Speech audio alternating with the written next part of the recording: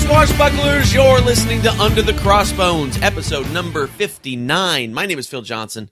I'm your host for the show. Thank you once again for tuning in. Hope you dug the live episode last week. I'd like to do more of those. That was really a lot of fun.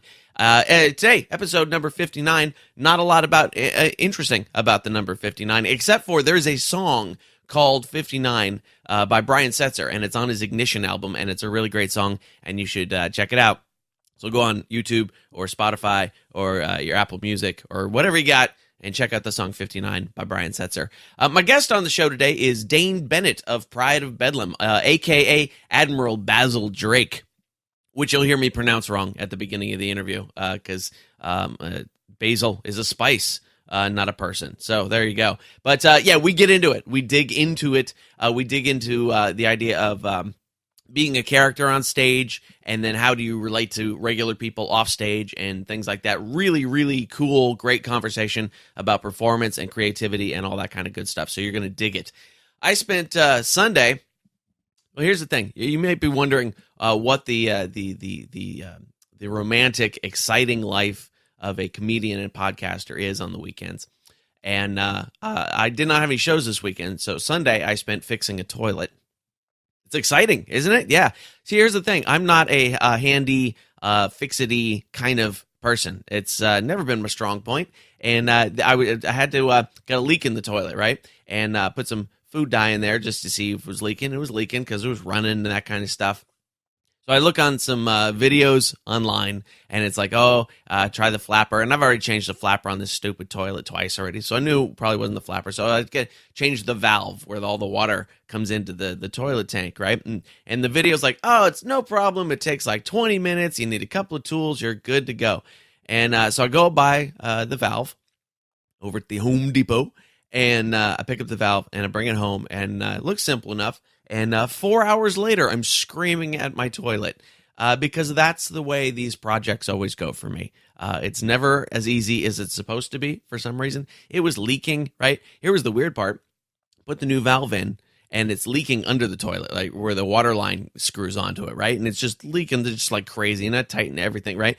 So I go and I put the old valve back in there. Doesn't leak. So I don't know what the heck is wrong with it. I ended up taking the new valve back, putting the old valve back on the toilet. Pretty much accomplished nothing over 4 or 5 hours worth of screaming at my toilet. It still leaks, and it still needs to be fixed. So that was a happy Sunday. I hope yours was better than that. But yeah, so September, like I said, was a little light on gigs because some things got moved about. But October is going to be jam-packed. So here's what's coming up and where you can catch me. In October, on Saturday, October the 1st, I will be at the GVA Cafe in Morgan Hill, California. Sunday, October the 2nd, I will be at the Fog Belt Brewery in Santa Rosa, California. Saturday, October the 8th, I will be at the Sugar Barge in Bethel Island, California. Wednesday, October the 12th, I'll be at Seven Cedars Casino in Sequim, Washington. Sequim. It's not even spelled like that. It's Sequim, and they pronounce it Sequim. Anyway, Thursday, October the 13th, I'll be at Union Square in Longview, Washington. Friday, October the 14th, I'll be at 7 Nightclub in Bend, Oregon. Wednesday, October the 26th, I will be at Tavolino della Notte in Coral Springs, Florida. And then Thursday through Saturday, October 27 to 29, I'll be at the Laugh-In Comedy Club in Fort Myers, Florida. So it's, California, Washington, Oregon, and Florida. It's my diagonal tour. I'm not seeing the middle of the country at all, except for a 2-hour layover in Austin, apparently. That's going to be it. But, lots of good shows. I think I'm headlining all but 2 of those. So if you're in any of those states or near those areas or get friends near those areas, come on out and catch a show. It's going to be fun, working on lots of new material, got some new songs. It's going to be a great time. If you're digging the show, and I hope you are digging the show, because I'm digging the show, you can catch us on Facebook. Join us over there at facebook.com/underthecrossbones, Twitter/undercrossbones, no the in that one. And, of course, you can get all the show notes for this episode at underthecrossbones.com/059. If you want to help support the show and keep it on its feet, that would be awesome of you. You can go to underthecrossbones.com/support. And right there, there's a little PayPal donate box. You can just drop whatever amount of money in there that you would like. just like Jonathan Leon did this week. Thanks for that, buddy. That was cool. There's a little Amazon banner there. That doesn't cost you anything. You just click on it. You buy yourself something nice at Amazon. Amazon throws me a little kickback. It's nice like that. And if you want to be a sponsor of the show, if you have a product or a service that you think a piratey audience would dig, then you can be a sponsor. It's cheap. It's easy. I'll hook you up just to get in touch with me. All right. All right, let's, I got not a lot of stuff to tell you about this week. The toilet, man, that just took all day, and it was a drag, and this interview is way better. So let's get to that. All right, here's my talk with Dane Bennett of Pride of Bedlam. Check it out. Welcome to the show. You are Dane Bennett, a.k.a. Admiral Basil Drake, or do you pronounce it Basil? Which way do you go with Basil? It? It's Basil. Admiral Basil Drake of Pride of Bedlam, which is fantastic. And you guys have won the first annual International Pirate Awards Favorite Band Award, which I think is very cool. And nobody's more shocked than we are. Yeah.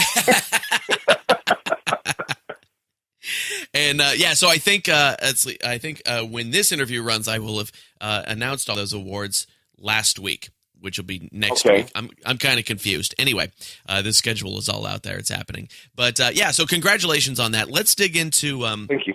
Your background a little bit and the background of the band. Where do you come from, and how did you end up getting into the pirate lifestyle? Strangely enough, this will be my 20th anniversary playing Basil Drake out at the Texas Renaissance Festival. Nice. I had been playing a Launch Connect out there for probably 7 or 8 years at the time, and I had put in a proposal to do, with the entertainment director at the time, I put in a proposal to do Highwaymen. Okay. And he had decided he wanted pirates. Oh. We had a real strict 16th century theme then, and I'm like, pirates? And so we also had an entertainment director that it was really dangerous to say no to. So I said, sure, I'll run this group for you. And it's been kind of my life ever since then. It's at the time we were doing it, nobody was doing pirates. I mean, when you went to Renaissance Festival, it was very rare. Maybe on the East Coast you would see some pirates, but in Texas, especially in the central states or anything like that, we never saw pirates. Uh-huh. And it was kind of an odd thing to be doing, but we ended up. We have little awards and stuff, and we were Group of the Year and all sorts of things. And then they invited us to do. We have a big feast hall show at Texas Renaissance Festival, and they invited us to do a skit in the feast hall show as part of a little entertainment that goes on during while they're eating. Uh-huh. And that went over so well that they asked us to do a little skit on one of the stages, do a little show for one of the stages there. And it just evolved into music about 8 years ago or 9 years ago. We suddenly realized we had musicians in the group, and it's just evolved into this thing. Yeah. So it's been great. The Texas Renaissance Festival is a really big festival, and Sure. It's just been great because we've kind of grown with this festival as it's grown. Okay. And our fan base there has grown with us. And, we've got people that have pictures of us back when we did the original show, which would kind of, you don't want to look at too hard, but it's been great. That's very cool. So you started out more as a Ren Fair guy than a pirate guy, and the pirate thing was sort of foisted upon you as a surprise. Yes, then. It was. How did you get into the Ren Fair lifestyle then? Well, what happened with that was I had recently, I had some friends who were in the SCA. Okay. And I wasn't in the SCA, but there was a man named Simon Spalding. He's another musician that does the Ren Fair circuit. Mm-hmm. He had a group he was recruiting for a group of people to do like a trained band thing out at the Texas Renaissance Festival. Okay. I had recently gotten divorced and basically had nothing to do. I had all this time on my hands. And these friends of mine said, why don't you come out and do this? And I'm like, you're crazy. I'm not going to go. Now, I went to the Renaissance Festival every year, but I was like, I am not going to go dress up and hang out. Uh-huh. I mean, you got to remember, this is 28 years ago. Patrons didn't dress up. Sure. The only people dressed up are the people working there because that's what you went to see. And I'm like, that's not for me. And I went one weekend and have been hooked ever since. I went back every weekend after that. We weren't even getting paid. I just let me in the gate and I'll come back. And nice. That's how I got started. What was it about the experience of dressing up and going and doing that stuff that appealed to you? I honestly, in the beginning, I think it was the whole immersing yourself in this whole other world, because it was like going and living in this new little village. I mean, I'm a big history buff, so I have no illusions as to wanting to live in the 16th century. Don't get me wrong, but this is a way I could do it and still use a toilet. So. And so on the weekends, it was a lot of fun to go out there, made a lot of friends, and I just, it was just the whole atmosphere. It was one of those things.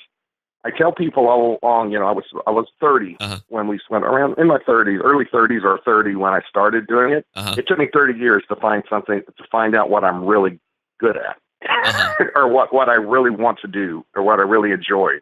Sure. Yeah. I can absolutely identify. I didn't start doing comedy until I was 32, I think, and which is very late for a comedian.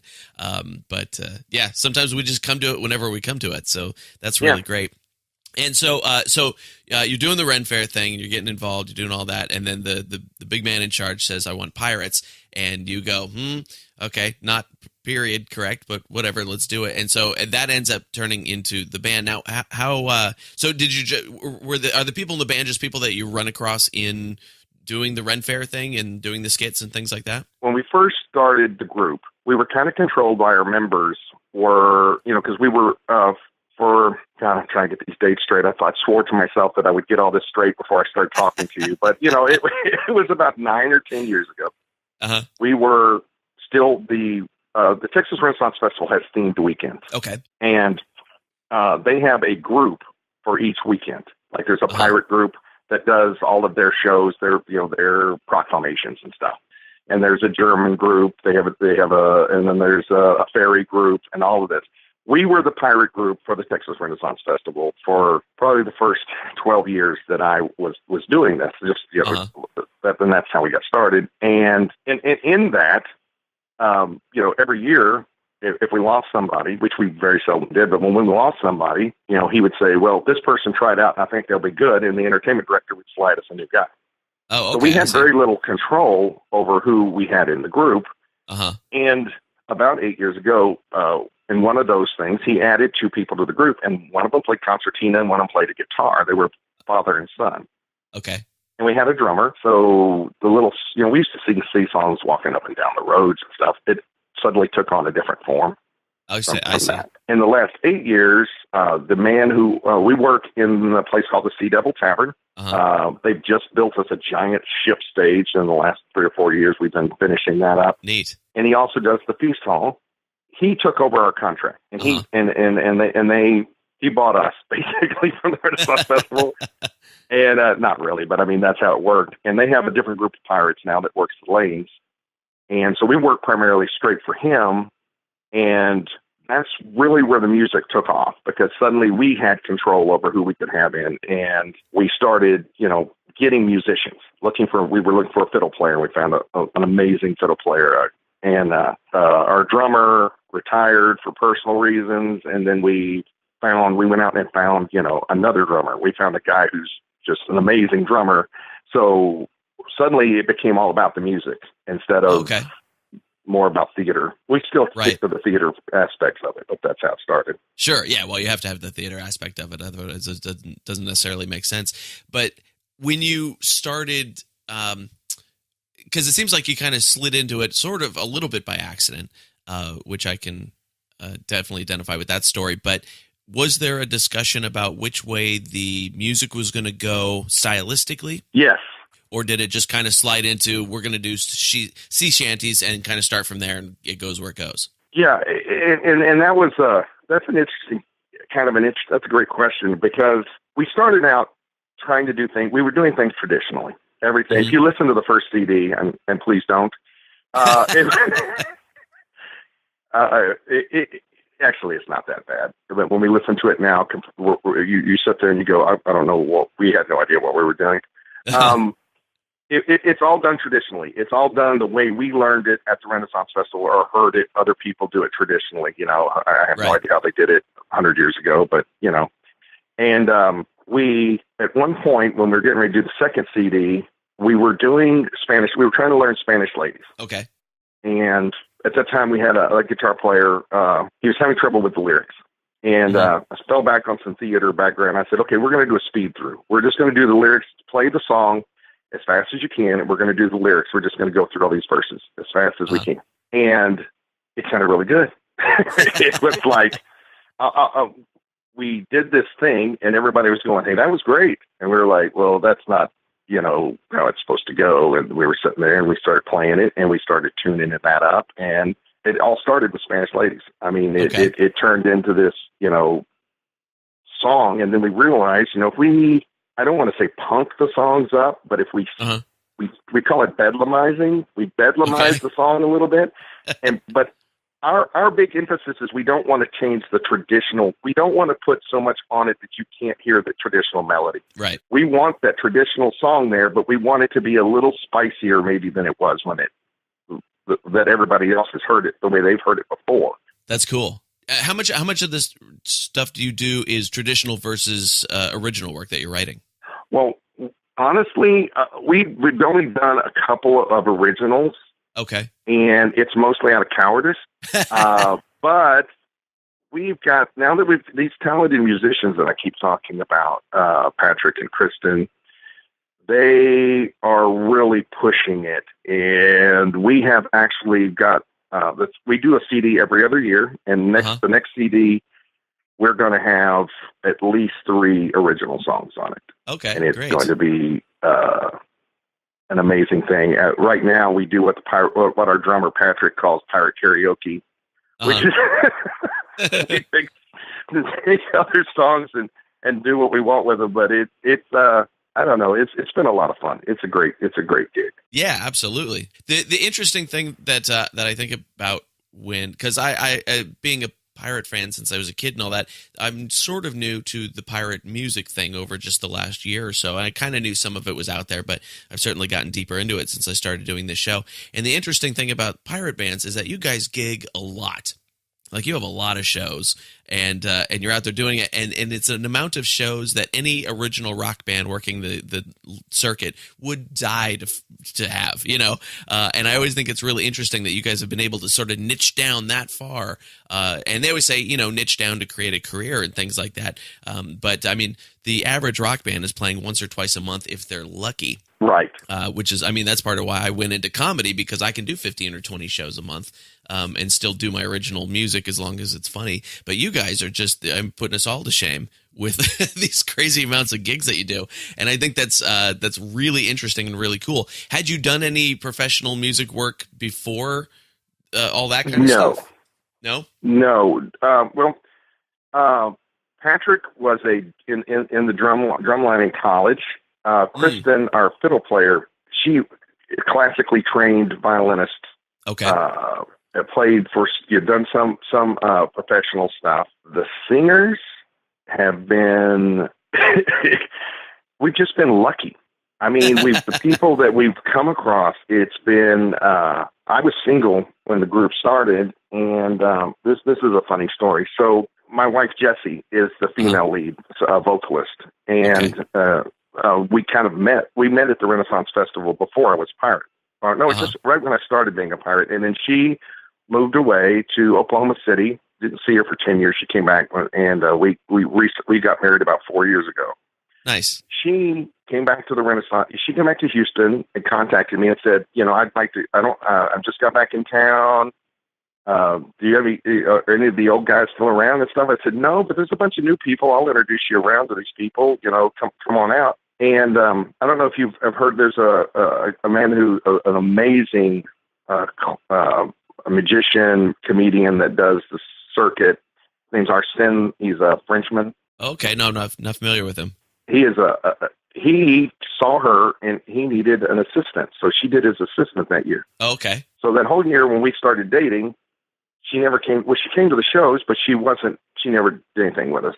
I had the entertainment director there was doing a musical and wanted me to try out for a certain part, and she was going to try out for another part. I was a little nervous because I was like, he asked me, she has to look, but can she sing? And I'm like, no, I don't think. I said, I had no idea. I don't know what to expect. And at this audition, she just belted out the music. And I'm sitting there going, I was like, nope, you need to quit working for us. And you got to come sing for me in the pirate group.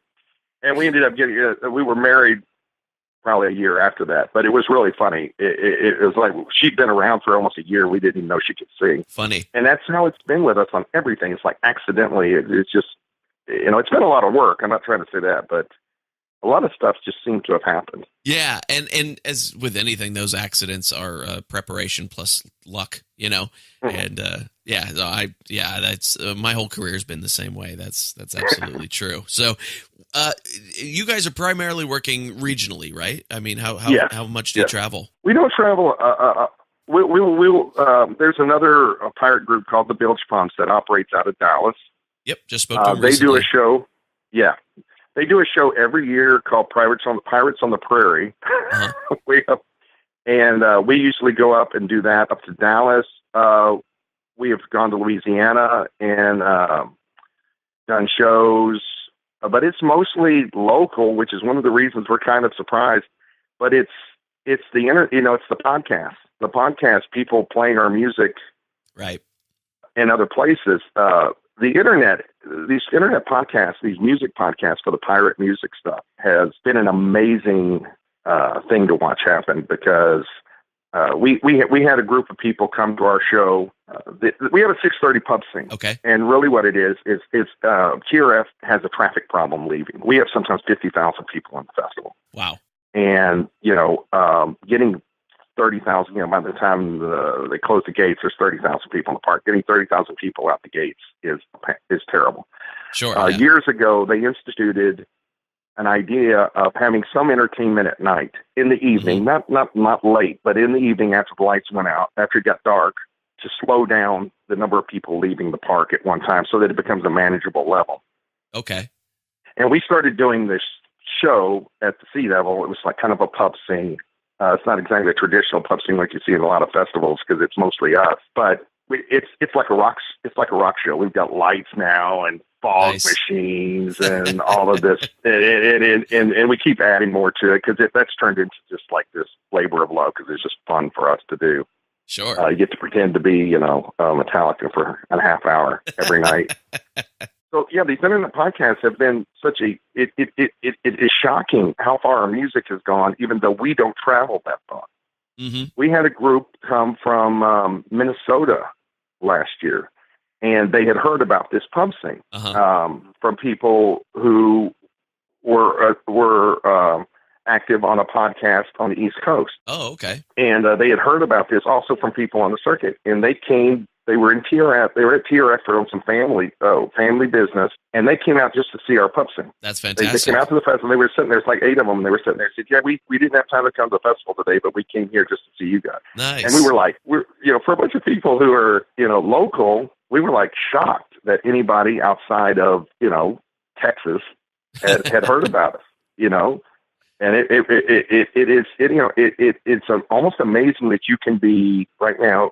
With the podcast and the way things are working, you can be heard all over the country, and not because you're on broadcast radio, but because you're on the internet and people like what you're doing. Yeah. No, it's been really amazing being able to spread the word on my own show about some of these groups, and certainly shows like Scoundrels Inn, they do way more for the music part of it than I do. But it's really interesting to dig into it, and with that sort of in my head. What do you feel like differentiates your group from a lot of the other sort of traditional pirate bands that are out there now? Because on a local level, you wouldn't really have a competition or much to compare to necessarily. But now that it is on this sort of international level, what do you think differentiates your group from some of the other traditional type groups? What we try to do, and it first it started at the Sea Devil. The Sea Devil. Which, for the long time was all the gigs we did at first. Sure. The owner of the Sea Devil turned it into a pirate bar. Uh-huh. He saw this movement, if you want to call it, this popular idea, because, you look at TRF right now, and if there's 10 people dressed coming through the gates, 5 of them are pirates. Okay. And he decided that we were going to turn it into a pirate bar. And we built this shipwreck in the middle of it, and that's our stage. And we try. One of the things that we do is different, and I don't want anybody to feel like there's a criticism of anybody else who does music out there. But in between the shows, we go out and be character. We go out and are characters with our fans. We go out and we set with them. We, hang out with them, and we play our characters. And I mean, we get invited to weddings, not to play. And there are children that I have seen grow up out there. I mean, people bring their kids every year, and it is turned into this. We try to go be pirates with the pirates whenever we can. I mean, in between the shows, we don't disappear backstage. We go back out there. We go, obviously we go take a break for a few minutes, get something to drink, and come back out. But we try to be on the path with them or out doing things with them all the time. And even outside of the festival, people ask us to come help them do charity stuff or something like that. We come do it. But and so more people know me as my character than they know me as Dane. It's amazing. That's really interesting because it's something that performers in general are not particularly apt to do because most of us are introverts. And I don't know if you consider yourself an introvert or not, but it's really hard for most performers to go out and mingle with the regular people when there's not the fourth wall there. And I try to do it. Certainly after shows, I don't have a problem doing it, mostly because I'm selling them merchandise and they're giving me money, and I like that part of it. But before the show, I will try and go into the room and talk to people and introduce myself and things like that, because then we're already friends by the time I get on stage. And I've had other comedians and musicians look at me like I'm insane for doing that. And I explain why I do it. And I don't always do it. It depends on my mood that night. But it's really something that will connect you to an audience, even before you get off stage, after you get off stage, all that kind of stuff. And it does make them want to hang out more. So I think that's a really cool thing that you do there. Well, yeah. And when I started, I agree with you about the introvert thing. When I started doing this, working at the festival, I wasn't what I would call a performer. I mean, I'd done some drama in high school and stuff like that. And one thing it does do is and I don't know if you've felt this, but if you go out before the show, that feeling, that little bit of trepidation you have when the show is about to start, it kind of goes away if you've already made a connection with the people. Oh, certainly. Yeah. I mean, if you've already talked to if you already talked and you realize that, you're not going to get booed off the stage the minute you walk out. There's that feeling of it does boost your confidence level. It gets you in the saddle a little quicker when you're getting ready to get started. Yeah, definitely. Certainly. And so I bet people are just super excited to meet you both before and after. Do you find it easier to do in character than you would if you were just going out to the audience as Dane to talk to people? Oh, yeah. Yeah. Oh, yeah. It's funny. We did a cruise. TRF, they do it's not really the TRF cruise. There's a sponsored cruise. And this year it went to Nassau. And we got asked, they themed it as a pirate cruise, and we got asked to go on the ship. Nice. It was a Carnival cruise out to Nassau and Freeport, and then Key West. And I mean, like pirate heaven. I mean, we're if I could have set the itinerary, I couldn't have picked it better. But I was really kind of nervous because we're going to be on the boat with these people for a week, right? And I was really kind of nervous in a way of, these people don't know me when I'm getting up in the morning and haven't had coffee yet. You know what I'm saying? I was wondering if we were going to have a drop in likes on Facebook or something like that. But it was a great experience. That was a great experience too, because we actually ended up, I don't want to say, it was kind of a bonding experience with a lot of our fans who went on the cruise just because we were going.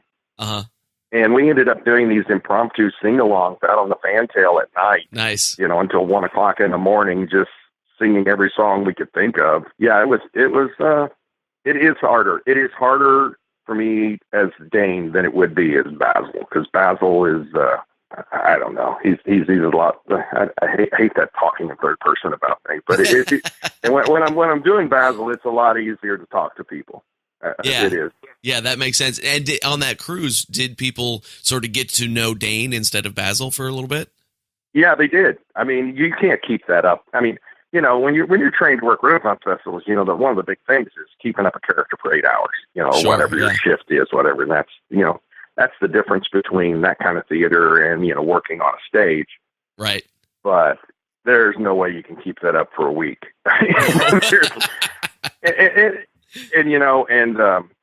was kind of thinking the band would hang out with each other and those, and then, because it's a big ship, and we ended up hanging out with everybody. I mean, we went on the excursions. Everybody went on a bunch of us would go on the same excursions, and, there's different crews and clans that go to TRF, and several of them had, a lot of people, and we all just ended up hanging out in a big group, and it was a lot of fun. Nice. It was a different kind of connection. It was kind of eye opening because you kind of felt like, well, hey, they like me too, so that's great. Yeah. And I mean, getting deep into the performer stuff, I think that's always what we're a little bit worried about because my persona on stage, I find it exhausting to hold on to my character for an hour or two when I'm performing at night. And my character is 75% me plus another 25% of me elevated. So it's not even a character. It's mostly me. And I still find it exhausting. But it's just that being on, and introverts were always depleted by human contact anyway. After a while, it takes that. So to be able to hang on to a character for 8 hours is amazing to me anyway. But it's really interesting. Like I've had things where the morning after a show, if I'm like, I'll play a lot of casinos, and they'll put me up at the hotel at the casino, and the next morning I'll get into the elevator with my suitcase and my guitar, and I'm just wearing jeans and a t-shirt, and people are like, oh my god, dude, you were great last night. They're introducing me to their friends and their wives, and I'm like, oh, hang on, we already did this, can I just leave now? That's my wife, who is, like I said, she's the female lead. She has to recharge. Yeah. She loves the people and she loves the fans. But she's what you're describing is exactly what she talks about. She gets out there and she does it, and she has a great time doing it, and then she'll head backstage for an hour, right? Because she needs to recharge those batteries. And I guess when I said I was an introvert, that's how I started. Today, I wallow in it. Do you? I get energy from them. I'm going to put this out there. I'm going to go ahead. I was just going to kind of let that go, how I've changed. But I could jump in out there at the sea level. I could jump in that crowd and just hang in there all day long. And they give me energy, and it makes doing what we do easier. Sure. But there are people, like you said, my wife is exactly what you're describing. I mean, she's not that she doesn't like them. She loves the fans and she loves everybody who supports us. She's just like, okay, I really need some alone time now. Right. Got to go recharge those batteries. Yeah. For me, it was, I had to set my brain so that when the doors open and the first people are coming in at 7:00 an hour before the show, that's when I start being on stage. That's when I'm in character of Phil Johnson, comedian, and then it's for an hour after the show. So my show, it's not just, I'm not just in character on stage. It's from 7 to 10 or whatever, however long the entire night is going to be. But I honestly am, a lot of the time, I love the show. I love the fans. I love all that kind of stuff. It's great. But I'm also looking forward to going back to my hotel and sitting in the dark, Exactly. And we've had as many as 10 people in the band. And so what's been great for us, I mean, we're kind of pared down to 7. I know it sounds like a lot for a Renaissance stuff. Well, with this kind of a group, I mean, we've got people who are one of the other singers, Jeremy. He's as big an extrovert as I am. Then we've got the bass player who was good friends with the drummer. That's how we ended up with him. And Brett is one of those guys. He's just happy to be there. He loves playing. He doesn't want any extra limelight, and he just wants to be there. I mean, it's our band. Like I said, we've been so lucky because the personalities we have are. I mean, they're just what we needed. They've always been just what we needed. So nice. it's always worked out great for us. That's great. Yeah. And it's the chemistry within a band is so important. So important. It took me years to find guys that I liked playing with. And of course, as soon as I did, that's when I started my solo career. But I still see them and we still play every once in a while. Yeah. I love the band. and I would never quit. I'd never change anything. But, you know, the more people you get and the more things you get, that is one of the things that has changed so much since the beginning. It you know, when we didn't have sound gear, when we didn't have mics, and we didn't have, we, you know, talking about getting lucky, we ran into Chad is our, basically what you'd call our stage manager and our sound guy. And we were having trouble with something one day, and he was working for another band called Tartanic at the time. And he came by and he said, well, let me take a look at that. And he gets over there and starts, you know, fixed it. And he said, oh, it's just this, and this, and this. Right. And he lives down here too. And he said, you know, this is going to be my last season with them. I'm tired of touring and doing all this stuff, because they're one of these bands that goes all over. Great bagpipe band. And he was like, I'm thinking about, you know, do you guys need any help?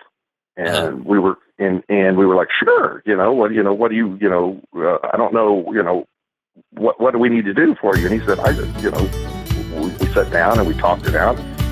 And like I said, once again, we lucked into a guy who just works his butt off like the rest of the crew does and gets along with everybody. And, you know, so that's kind of our story all along. That's fantastic. Yeah, the chemistry is so important when you find the good ones and hang on to them. That's very cool. So where can people see you guys perform in the next few months? For the next 2 months, every weekend at the Texas Renaissance Festival. In the first weekend in October, 8 weekends after that. We're 3 times a day at the Sea Devil Tavern. And then after that, we are twice a day at the Feast Hall. And then we take a little time off after that.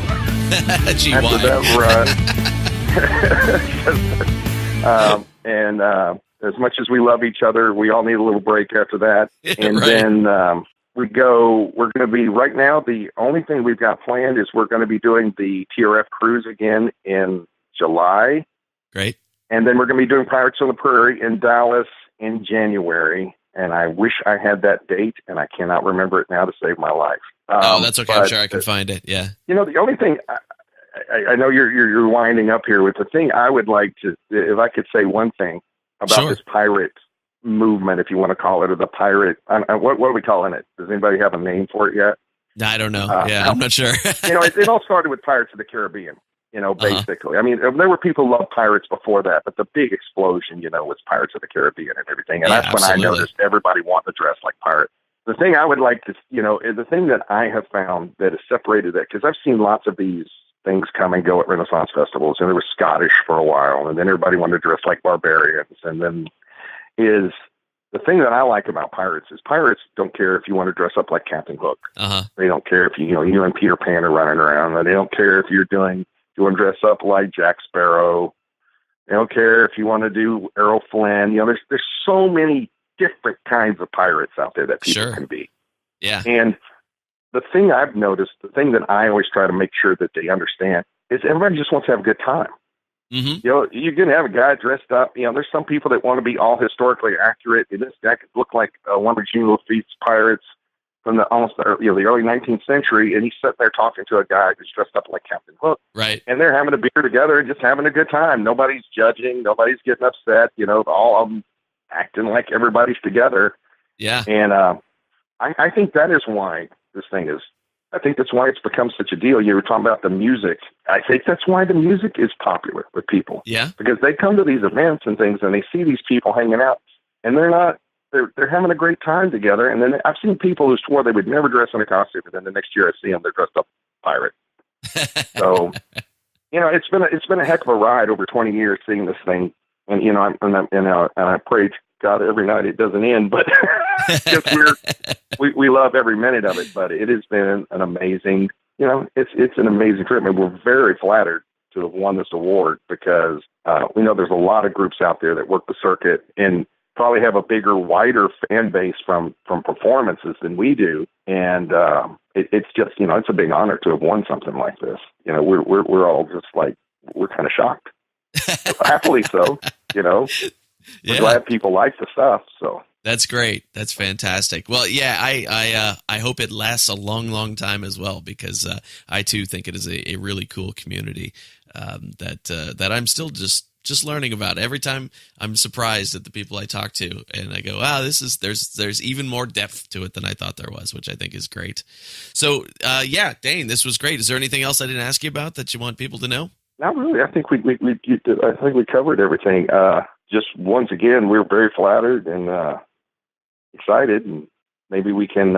What's funny is, this is just between you. I mean, it's not just between you and me. It's just something off the side. Yeah. This has kind of made everybody talk about maybe doing some other fairs in other parts of the country. I mean, we all have jobs and things, but maybe just start trying to go out other places. Nice. When I told them you can't talk about this. They're going to announce it on the 19th, but and they were all like, "Oh!" And I said, and then they were all talking. We should maybe go out to the East Coast and do a weekend, at one of the big fairs, because California. I know they have a big sea shanty festival in San Diego. Uh-huh. But the East Coast and Florida are the big pirate festivals. And certainly, yeah. This award has kind of opened our eyes, maybe, to try and branch out a little bit and go spread some of the mayhem about. So nice. I think that would be fantastic. That would be really great. So everybody can find your all your stuff at prideofbedlam.com, right? Right. And we're on all the music services, so they can download anything they want. And once again, if they're in Texas, come see us. We'd love to see everybody at the Renaissance Festival. So fantastic. Dane, this has been a really fun conversation, man. I'm glad we finally got this together and were able to do it. Yeah, I've enjoyed it. Thanks, man. You bet. I'll talk to you again soon. All right. Bye. All righty. Bye. And there it is, friends. That was my talk with Dane Bennett of Pride of Bedlam, a.k.a. Admiral Basil Drake. Not Basil. Basil's a spice. I know that now. I've got it. It's all good. You can find them over at prideofbedlam.com. And, of course, they were the International Pirate Awards winners for Best Band this year, so congratulations to them on that. We are going to hear a song. We're going to hear South Australia from their Under the Black album coming up here pretty quick. And, of course, we got some comedy, right? We're going to get some comedy in there from Samantha Hale. I'll tell you about her in a second. There are actual pirates out there, friends, and I don't want you to get locked in and have your identity stolen by these identity pirates. I think that maybe they call them identity thieves. They're kind of identity pirates. I don't know. They don't dress well, and there's no parrots, and there's no eye patches, and there's no peg legs. There's just Cheetos and sweatpants and a laptop, and it's a drag, right? It happens all the time. And what you do to keep your identity from being stolen is you get yourself a LifeLock account. It's real easy. It's real cheap. And they go out and they find your information. They keep track of where your information is on the internet, make sure it's not being stolen. And if it is, they'll help you fix it, right? Like as an example, I signed up for a new credit card recently, trying to get some travel points because the girlfriend wants to go to London. So I signed up for a new credit card, and immediately I got a note from I got a text, I got a voicemail, and I got an email from LifeLock saying, hey, somebody opened credit in your name. We want to make sure it's you, right? So they will double check that kind of stuff and make sure that's not somebody stealing your identity. In this case, it was me stealing my identity, so it worked out okay. But you can get 10% off a LifeLock membership. Just go to underthecrossbones.com/LifeLock and click the Start Your Membership button and get yourself 10% off. It's just the cost of doing business in these modern times with all those idiots out there trying to steal your stuff. But I got something free for you, too. Yeah, it's Alexander Exquemelin's Pirates of Panama or Buccaneers of America, whichever title you prefer. And if you've not read this book, it is a seminal piece of Golden Age pirate writing. It's a guy on a ship at the time talking about stuff around him. And it's a really interesting, intriguing book. And I've got it for you for free, ebook form.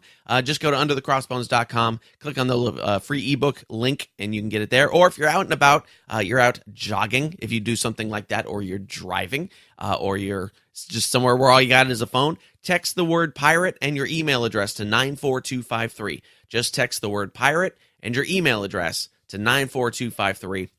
It'll kick you back a link, and you can grab the ebook that way. It's real easy. All right, so let's get into some comedy music. Like I said, we're going to hear some comedy from Samantha Hale today. Samantha's an LA comic that I just met recently. Very funny.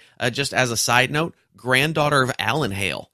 Yeah, Skipper from Gilligan's Island, right? So she's got a vaguely seafaring connection.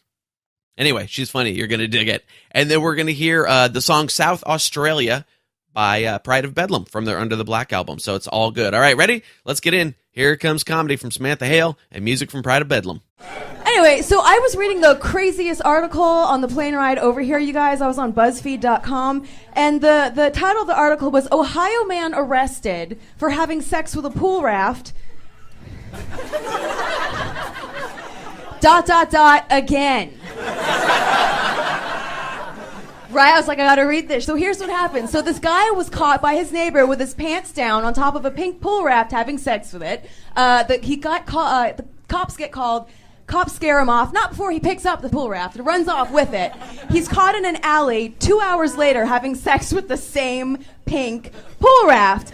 Goes to jail this time, is in jail for a couple months, gets out not 2 weeks later, is arrested for having sex with the same pink pool raft. And I'm reading that like, I've been single for 6 years and a raft can get a man to commit? Like, what am I doing wrong? Having a face, being able to talk, not having a rubber mouth? I don't know. I've dated a lot of musicians in LA, which is why I'm single and bitter. That's why I thought, you know what, maybe I'm dating the wrong kinds of guys, clearly. So I went online and I took one of those personality quizzes. I took the Which Disney Prince is Your True Love? I got Flynn Rider. Who is Flynn Rider? I had to Google it. He's the guy from Rapunzel, the Tangled movie, right? Okay, you know. Oh, she knows. Of course you know.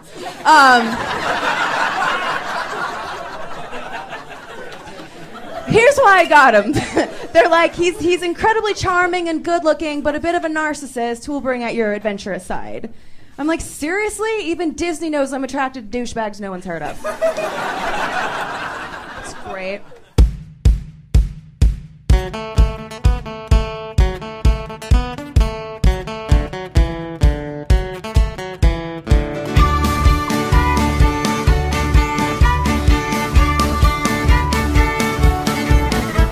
In South Australia he was born. Heave away, haul away. In South Australia round Cape Horn. We're bound for South Australia. Haul away, you roving kings. Heave away, haul away. Haul away, you'll hear them sing. We're bound for South Australia. As I walked out one morning fair. Heave away, haul away. Was there I met Miss Nancy Blair. We're bound for South Australia.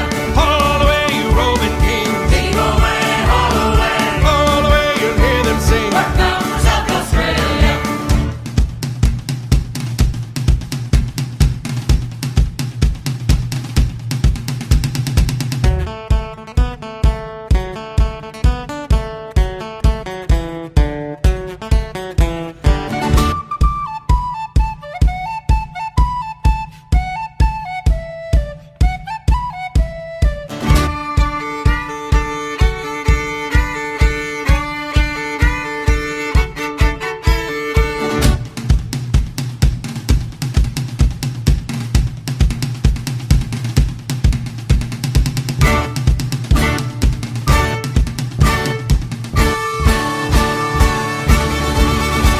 There's just one thing that's on my mind. Heave away, haul away. That's leaving Nancy Blair behind. Bound for South Australia. Haul away, you roving king. Heave away, haul away. All the way you'll hear them sing. We're bound for South Australia. Well, if you go around Cape Horn. Heave away, haul away. You'll wish to God you'd never been born. We're bound for South Australia.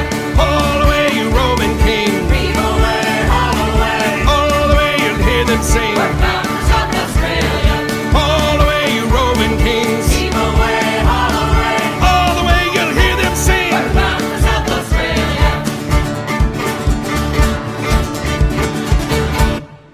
And that is our show for today, friends. Thank you again for tuning in. I appreciate it. Make sure you hit up those show notes for all the links and all that good stuff at underthecrossbones.com/059. If you want to check out more about Dane Bennett and Pride of Bedlam and all the stuff that they're doing, music, tour dates, all that good stuff, go to prideofbedlam.com.